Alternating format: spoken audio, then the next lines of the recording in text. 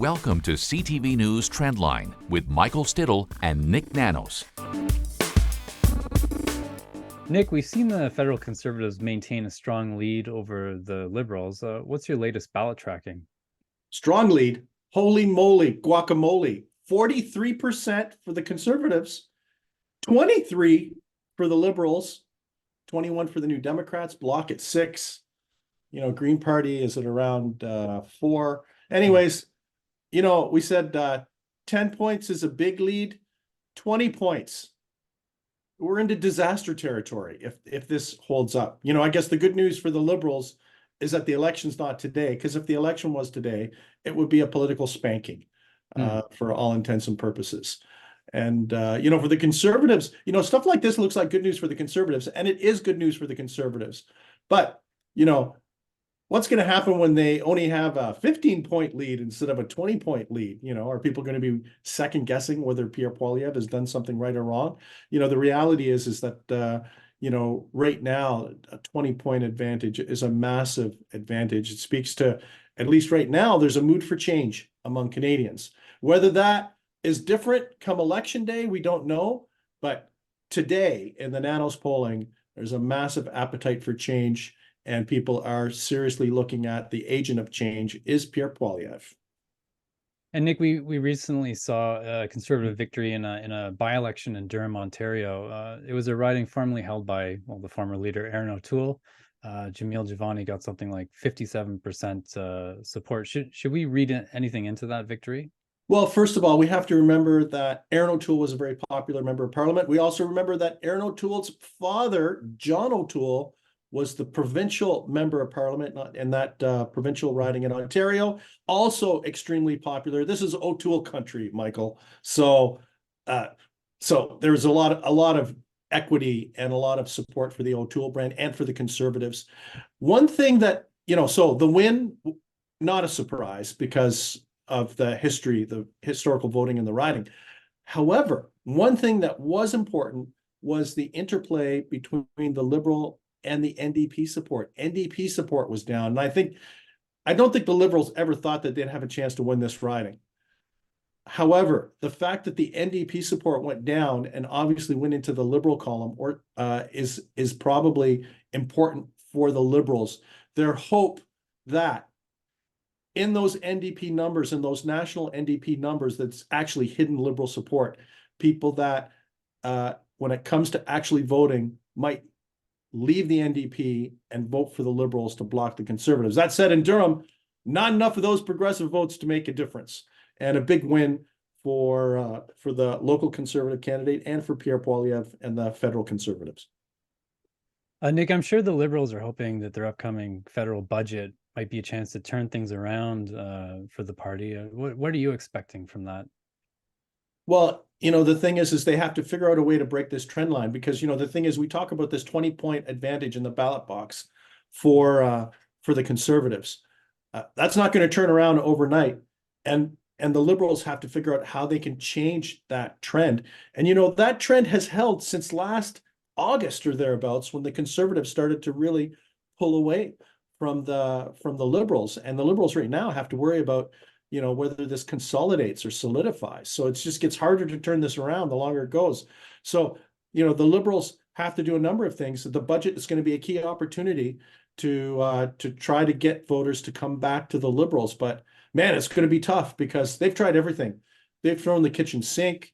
Why don't we say the kitchen counters, the kitchen cupboards, they've thrown everything at Pierre Poilievre and the Conservatives.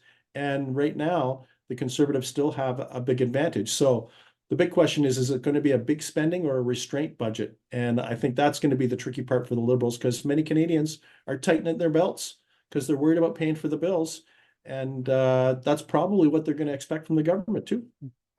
Nick, on that note, you've done a survey on how Canadians feel about the standard of living and what to expect for the next generation, and how optimistic or pessimistic they are. What did you learn? Dismal numbers, Michael, very dismal numbers. You know, when we ask Canadians whether they think the next generation will have a higher, lower, or the same standard of living, 2 out of every 3 Canadians right now believe that the standard of living for future generations will get lower. Only 11% think that it's going to be higher. That's a margin of 6-1 in terms of negativity. Bad news for any incumbent government. And, for the Liberals, they've got to start to create, 2015, what did we hear from the Liberals? Sunny ways? Well, not much sunny ways or positivity in terms of how people feel about the future right now. Also critical for the Conservatives. What are the Conservatives going to do to help restore confidence that our standard of living will be strong in the future? They're going to want to hear from the Conservatives on what the prosperity narrative is, where a job's going to come from, and what's the strategy that the Conservatives have to have a strong and viable standard of living in the future. Well, clearly the Liberals are in a tough spot, and maybe it's safe to say that they're down to their core support. Nick, now you've kind of zoomed out and looked at some 10-year trends about accessible voters for that party, and what did you see there? Well, every week we ask Canadians for all of the federal parties whether they would consider or not consider voting for each of the federal parties. And we want to do a zoom in spotlight on the Liberals right now because of what's happening with the ballot numbers. And you can see over time that, over the last 10 years, up to 60% or more of Canadians would be open to voting for the Liberals. Doesn't mean that they would vote, but would be open. Those would be accessible voters. Check out where the trend line is now. Actually, since the pandemic, there was a little bit of a spike in the pandemic, but now we're into the 30s for the Liberals.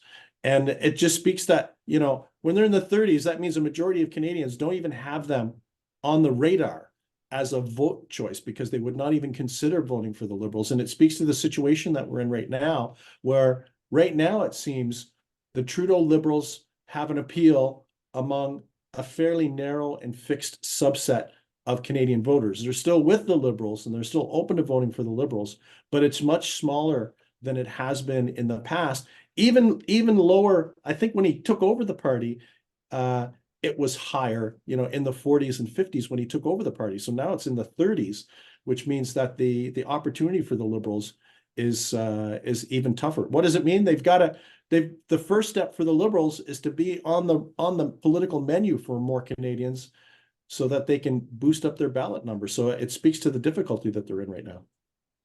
Nick, I wonder how much of this is attributable to Justin Trudeau's personal brand as a leader. And I know you've also looked at the 10-year trend for that. Yeah, same kind of question that we asked, except for each of the federal party leaders, do they have or not have the qualities of a good political leader? And, when you look at the numbers specifically for Justin Trudeau over the last 10 years, you can see at some point, like back in 2015, when he first became prime minister, upward of 70 or more percent of Canadians thought he had the qualities of a good political leader. It speaks to the honeymoon, the positivity, and the hope that Canadians had at the beginning of his mandate.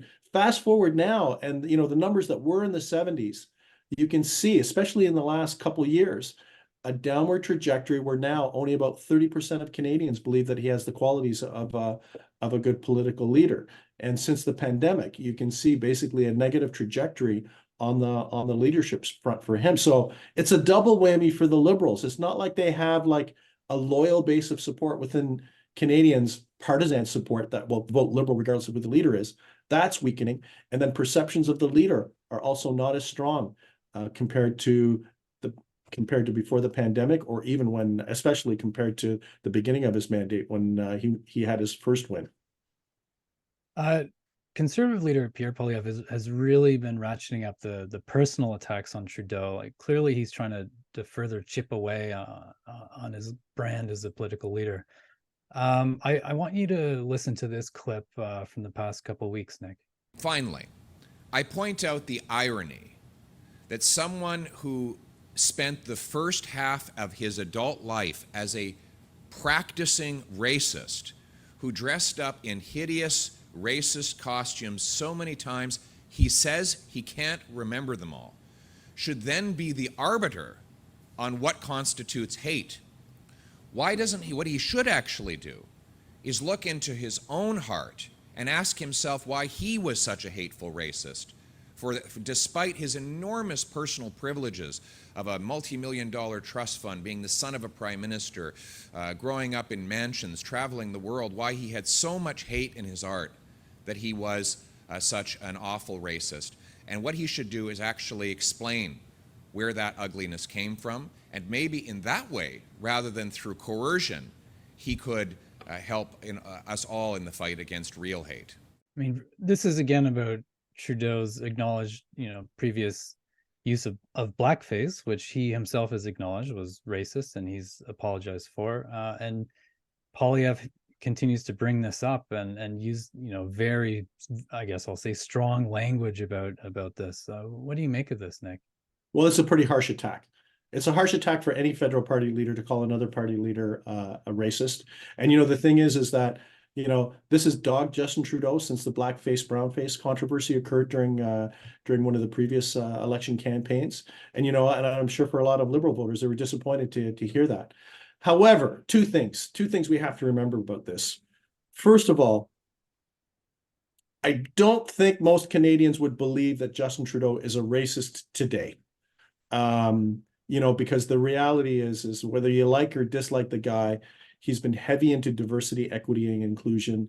He's been heavy into, equal rights between men and women. And that as Prime Minister, he's been very progressive, and he's been consistently progressive across the board. That's separate from something that he might have done that was basically something he shouldn't have done when he was a younger person. So, but there are two things at play here. I think for Pierre Poilievre, think if he's at 43%, his objective now has to be to motivate that 43% of Canadians that are currently looking at the Conservatives. And this is probably a surefire way to kind of pump up and fire up, folks that are looking at Pierre Poilievre as an alternative. I don't think this is going to change anybody's mind. I think for the people that don't like Justin Trudeau, this was just another reinforcing strategy. But I think what perhaps Pierre Poilievre is trying to do is for some Liberal supporters that still might be a little wavy or shaky, that get them not to vote Conservative, because you know what? If the Conservatives at 43% nationally, I'm not sure how much better that they can do, because that's a pretty high number for the Conservatives historically. Maybe what he's trying to do is to get some shaky Liberals or Liberals who are unsure about Justin Trudeau to stay home, not necessarily to change their opinions, but get them to stay home by bringing this up. Nick, I think you just answered the question I was about to ask, which is whether this is a two-edged sword, whether this might turn people away from Poilievre. But if his mission is actually just to keep some weaker Liberal supporters home, I can see that strategy playing out. Well, the big question is does he need to say this? Like, come on, 20-point advantage. It's so think of it this way. So, for Pierre Poilievre, does he really need to say this when he has a 20-point advantage? I think if his idea is try to make as many people feel comfortable with the idea of him leading a Conservative government and being the Prime Minister, looking more prime ministerial would probably help a little bit. And I think, a lot of times what politicians have to watch out for is to just go a little too far. And I think that's what Pierre Poilievre has to watch out for. People expect him to attack Justin Trudeau. And let's face it, Pierre Poilievre's the leader of His Majesty's official opposition. He's expected to attack the government. That's part of his job. However, does he need to go this far? Not sure with a 20-point advantage. Then again, he's probably at a point where he can make a mistake, burn 5 points, and is like, oh, how terrible. The Conservatives only have a 15-point advantage instead of a 20-point advantage. So he's got some numbers to burn. Not sure whether he needs to do it. Nick, we're going to take a quick break, but when we come back, Super Tuesday.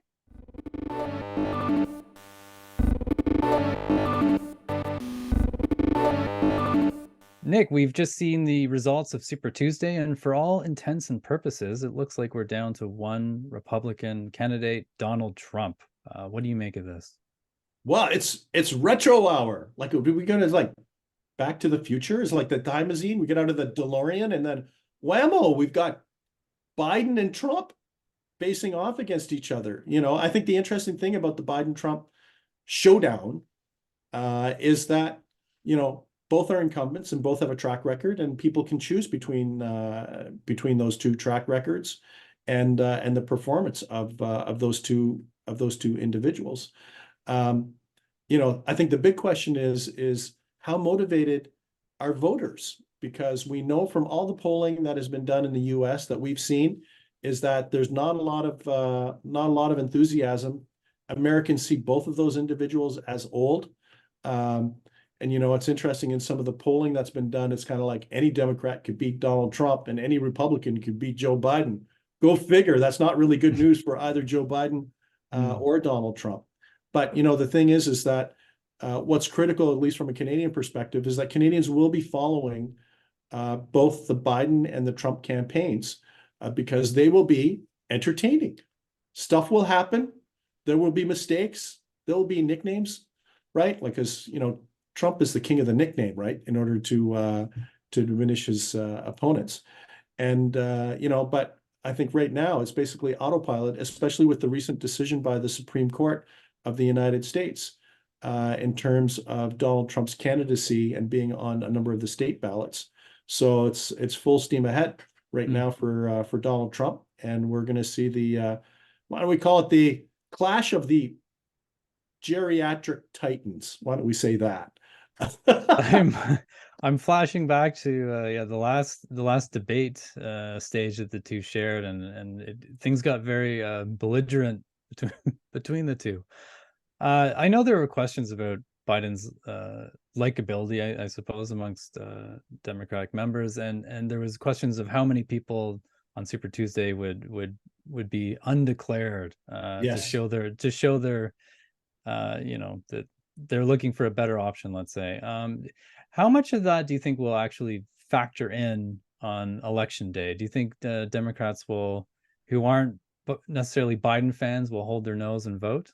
I don't think so. I don't think that'll happen on election day. The thing is that when we go through this particular process, there's no repercussion to being uncommitted, but it does send a signal. And what the polling suggests is that a lot of these uncommitted voters are Muslims and individuals that support Gaza and the Palestinians, and they're using this to put pressure on the Biden administration. And you know what? The Biden administration has been responding in terms of greater focus and talk about a ceasefire in the conflict between the state of Israel and Hamas and in the Gaza Strip. So in Gaza. So the thing is this is a political maneuver that I think sends a very strong signal, and that will probably have an impact on foreign policy, the Biden's position on that, because he's going to need those voters.